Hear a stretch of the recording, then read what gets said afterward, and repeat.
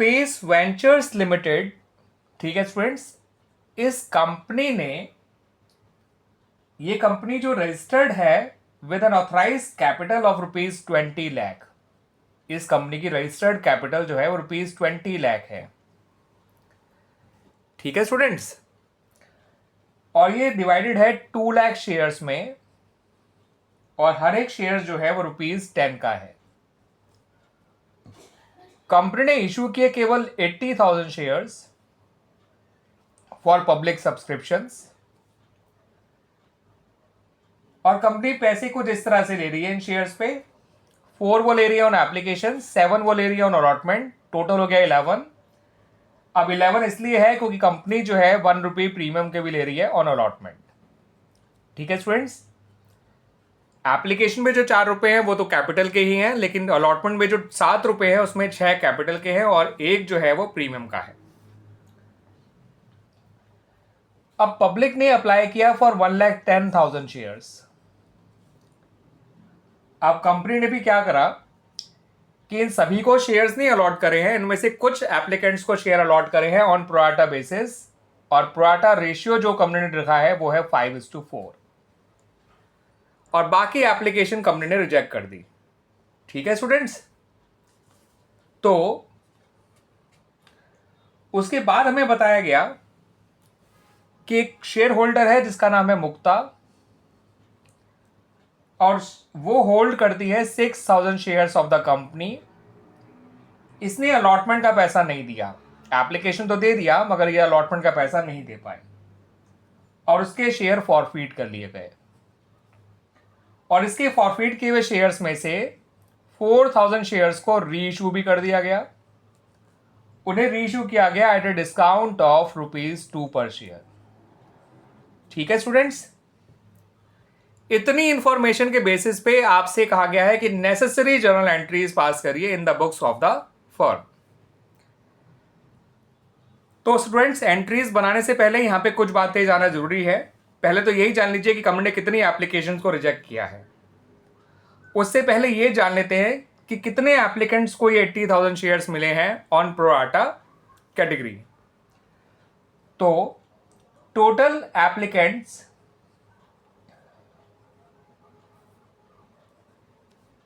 Of pro rata category जो है वो ऐसे निकालेंगे स्टूडेंट हम। अप्लाइड वाला रेशियो ऊपर रखिए, अलॉटेड शेयर रेशियो नीचे रखिए, इनटू जितने शेयर कंपनी ने टोटल लोगों को अलॉट करे हैं वो 80,000 ही होंगे जितने का उसने इशू निकाला था। वो निकल कर आ जाएगा स्टूडेंट्स, ऐसा करने से 1 लाख।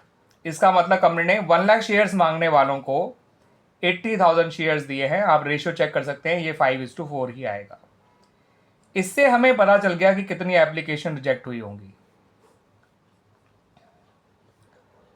ठीक है स्टूडेंट्स, इतनी बात समझ में आ गई।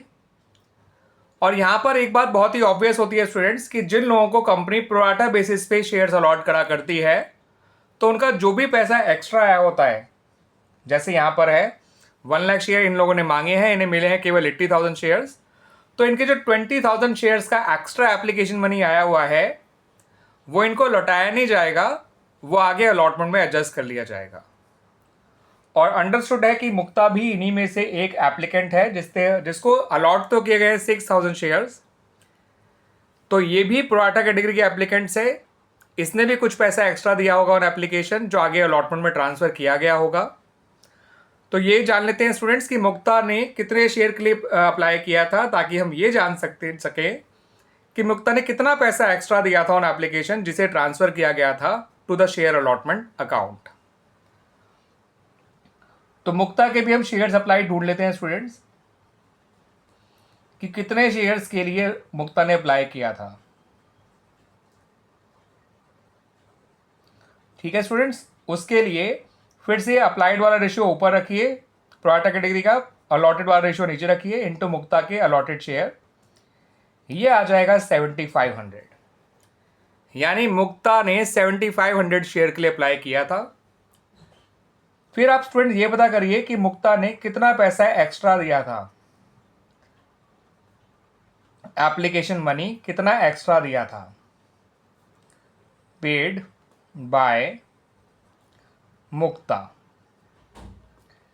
उसके लिए स्टूडेंट्स इसके अप्लाई किए हुए शेयर में से इसके अलॉट किए हुए शेयर हटा दीजिए, इनटू एप्लीकेशन मनी पर शेयर से मल्टीप्लाई करिए, तो ये निकल कर आ जाएगा स्टूडेंट्स ₹6,000। इसने ₹6,000 एक्स्ट्रा दिए थे ऑन एप्लीकेशन, ठीक है, बिकॉज उसने मांगे थे 7500 शेयर, उसको मिले थे केवल 6000 शेयर्स। तो इसका मतलब इसने 1500 शेयर्स के लिए एक्स्ट्रा एप्लीकेशन मनी दिया था, जो टोटल हो गया मिला के ₹6,000, जो इसे लौटाया पक्का नहीं गया होगा, आगे अलॉटमेंट में एडजस्ट कर लिया होगा। तो इसका calls in arrears on allotment जो है वो कुछ इस तरह से निकल कर आएगा। इसको अलॉटमेंट पे देना है ₹6,000 इंटू 7 या 6,000 इंटू ₹7 करिए, ठीक है स्टूडेंट्स, ये आएगा ₹42,000। उसमें से जितना पैसा इसका पहले का आया हुआ है वो हटा दीजिए, ये आया इसका कॉल्स इन अरियर्स ₹36,000। तो मुक्ता को अलॉटमेंट पे केवल ₹36,000 देने थे, मगर वो नहीं दे पाई। देने थे 42,000, लेकिन 6,000 जो उसका एक्स्ट्रा एप्लीकेशन मनी आया हुआ था वो हटा दिया गया। तो इसका अलॉटमेंट पे जो इसे नेट अमाउंट देना था वो था ₹36,000, जो उसने नहीं दिया, तो वो इसका कॉल्स इन अरियर्स हो गया ऑन अलॉटमेंट। आइए स्टूडेंट्स, अब हम अपनी नेसेसरी जर्नल एंट्रीज बना लेते हैं, ठीक है। शुरुआत करते हैं एप्लीकेशन मनी रिसीव करने से। पहली एंट्री बनाई जाएगी स्टूडेंट्स, जितनी एप्लीकेशन कंपनी के पास आई हैं, इंक्लूडिंग वो लोग भी जिनकी एप्लीकेशन रिजेक्ट कर दी गई है। तो लिखिए student, bank account debit to share application account, ठीक है। नरेशन में लिखिए application money received on 1,10,000 shares at the rate ₹4 per share, ठीक है। जो बस कर रहे हैं वही लिखना है वर्ड्स में। यह आ जाएगा 4,40,000, 1,10,000 इंटू 4। फिर इस पैसे को जो है कहाँ कहाँ एडजस्ट करना है, कैसे एडजस्ट करना है वो देख लीजिए। कुछ पैसा शेयर कैपिटल में जाएगा, कुछ पैसा शेयर अलॉटमेंट में जाएगा, और कुछ पैसा जो है वो रिफंड भी होगा। शेयर कैपिटल में उतने ही शेयर का पैसा जाएगा जितने कंपनी ने शेयर अलॉट करे हैं, ना एक शेयर का कम ना एक शेयर का ज़्यादा। एग्जैक्टली 80,000 शेयर्स का ही पैसा जाएगा, 3,20,000। जिनका पैसा, जिनको आपने एक भी शेयर नहीं दिया, जिनकी एप्लीकेशन पूरी तरह से रिजेक्ट हो गई है, उनका पैसा आपको लौटाना पड़ेगा। यहाँ 440 ही लिखिएगा। 440 में से 40 गया, बचा 4,03,20 और माइनस कर दीजिए, बचा 80,000। ये उन लोगों का पैसा है, प्रोराटा कैटेगरी वालों का, जो एक्स्ट्रा एप्लीकेशन आई थी 20,000, उसका पैसा है। इंटू 4 करेंगे तो भी 80,000 आ जाएगा। अब हम अलॉटमेंट मांगने की एंट्री बनाते हैं स्टूडेंट्स। अलॉटमेंट मांगने की एंट्री बनाई जाएगी, share allotment account debit. Application के बाद जब अलॉटमेंट की एंट्री बनाई जाती है तो पहले पैसा मांगा जाता है कंपनी के द्वारा, यानी अलॉटमेंट मनी ड्यू कराया जाता है, देन उसको रिसीव किया जाता है। तो to share capital account, to share allotment, to securities premium account. अब जो अलॉटमेंट की एंट्री बनेगी वो उतने ही शेयर के लिए से बनेगी जितने शेयर कंपनी ने लोगों को अलॉट किए हैं। इंटू 7 यहाँ लिखिए, 7,20,000, नहीं सॉरी स्टूडेंट्स, 5,60,000।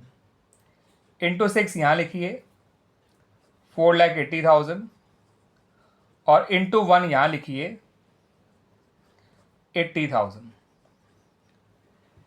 अब अलॉटमेंट की रिसीविंग का ध्यान रखिएगा स्टूडेंट्स। यहाँ पे दो बातों का ध्यान रखना है। एक तो ये कि अलॉटमेंट के लिए पहले पैसा आया हुआ है फ्रॉम एप्लीकेशन, ये 80,000, और एक पैसा वो जो अब नहीं मिल पाएगा कंपनी को because of calls in arrears, जो मुक्ता ने पैसे नहीं दिए थे वो वाले पैसे। और लिखिए टू शेयर अलॉटमेंट अकाउंट, पहले इसे भरिए, फिर इसे भरिए, फिर इसे भरिएगा।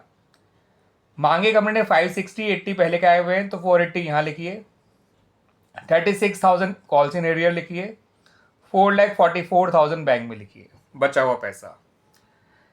टोटल मांगे हुए पैसे में से वो पैसे हटा दिए जो एप्लीकेशन से अलॉटमेंट की तरफ आए हुए थे पहले के। उतना पैसा आप लोग क्यों देंगे जो उन्होंने पहले ही दे दिया एप्लीकेशन पे एक्स्ट्रा टुवर्ड्स अलॉटमेंट। और मुक्ता का जो अरियर्स था, जो उसे पैसा नेट अमाउंट देना था, एक्सेस एप्लीकेशन में हटा के, जो हमने भी 3 स्टेप फॉलो करके निकाला था, उससे हमने उसका अरियर निकाल लिया था स्टूडेंट्स। वो अरियर डेबिट कर दिया और बचा हुआ पैसा बैंक में लिख लिया, ठीक है ना।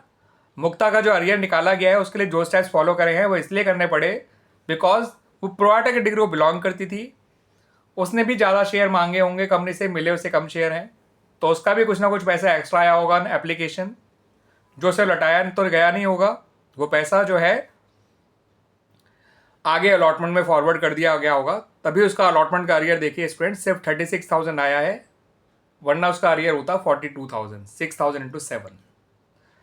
अब मुक्ता के शेयर आपको फॉरफीट करने हैं। जब मुक्ता के शेयर फॉरफीट किए जाएंगे तो उसकी शेयर कैपिटल कंपनी की रिड्यूस हो जाएगी, that's why share capital account debit किया जाएगा। सिक्योरिटी प्रीमियम अकाउंट इसलिए डेबिट किया जाएगा क्योंकि वो नहीं मिल पाया इन शेयर्स पे। कॉल्स इन अरियर अकाउंट जो हमने अभी ओपन किया था वो क्रेडिट हो जाएगा, और एक नया अकाउंट ओपन होगा जिसका नाम है share for future account. Share capital में आएगा 6,000 इंटू 10 60,000, प्रीमियम में आएगा 6,000 इंटू 1 6,000, अरियर में आएगा 36,000, शेयर फॉर फ्यूचर में आ जाएगा बैलेंसिंग फिगर 30,000।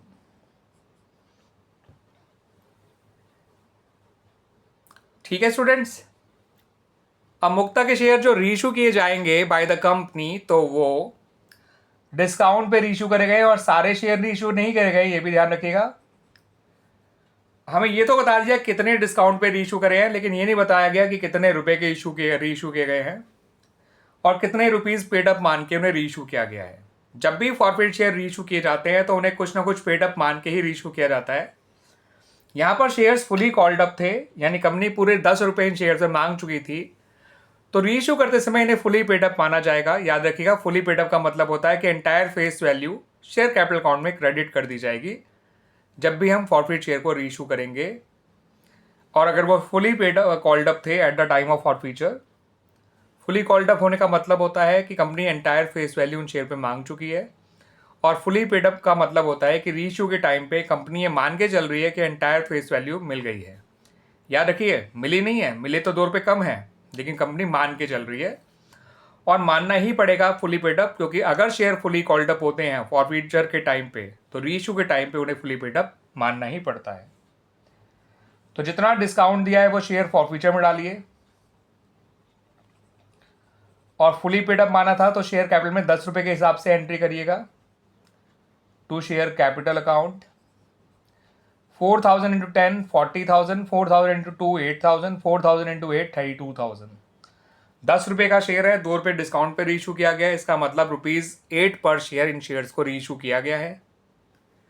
ठीक है स्टूडेंट्स, फुली पेड अप इसलिए माना है क्योंकि जब शेयर फॉरफीट करे गए थे तो वो फुली कॉल्ड अप थे। फुली कॉल्ड अप इसलिए थे क्योंकि कंपनी एंटायर फेस वैल्यू जो कि 10 रुपये पर शेयर थी वो मांग चुकी थी। अब स्टूडेंट्स, जो शेयर्स कंपनी ने रीइशू किए हैं उनके रीइशू पे कंपनी को जो भी गेन हुआ होगा वो कंपनी कैपिटल रिजर्व में ट्रांसफर कर देगी। गेन की एंट्री होती है स्टूडेंट्स, मैं थोड़ा इस तरह बना रहा हूं, देख लीजिएगा। शेयर फॉरफीचर अकाउंट डेबिट, पूरा पूरा ढंग से नाम लिखिएगा स्टूडेंट्स, और कैपिटल रिजर्व अकाउंट। ठीक है student, this is the entry for gain on reissue. अब गेन निकलेगा कैसे और कितना गेन है वो समझ लीजिए। गेन निकालने के लिए स्टूडेंट्स बड़ा सिंपल सा तरीका फॉलो करना है। जितना फॉरफीट किया और पैसा था इसके शेयर्स का 30,000 उसे ऊपर लिखिए, जितने शेयर्स इसके फॉरफीट करे थे उनको नीचे लिखिए, इनटू जितने शेयर इसके रीइशू कर गए वो करिए, और माइनस कर दीजिए जितना डिस्काउंट दिया गया उनके रीइशू पर। तो gain on reissue of forfeit share निकालने के लिए उनके टोटल फॉरफीटेड अमाउंट को, जो कि ₹30,000 है, यहाँ पर नंबर ऑफ शेयर फॉरफीटेड से डिवाइड करा जाता है, नंबर ऑफ शेयर रीइशूड से मल्टीप्लाई किया जाता है, जो रिजल्ट आता है उसमें से डिस्काउंट माइनस कर दिया जाता है। ये आ जाएगा स्टूडेंट्स 20,000 सॉल्व करेंगे तो, और माइनस कर दीजिए 8,000, तो gain on reissue of forfeit share आ गया ₹12,000, और ये एंट्री बन गई with ₹12,000। This is our last entry. Narration आप लोग जरूर डालिएगा, प्रॉपर जर्नल का फॉर्मेट बना के लिखिएगा स्टूडेंट्स।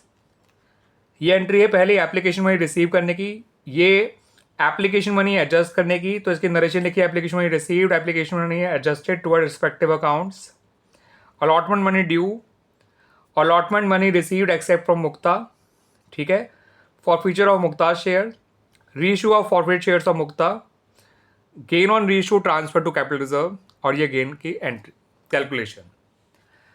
ठीक है स्टूडेंट्स, ये सॉल्यूशन हमारी तरफ से कंप्लीट हो गया स्टूडेंट्स। उम्मीद करता हूं कि आपको अच्छी तरह से ये सॉल्यूशन समझ में आया होगा।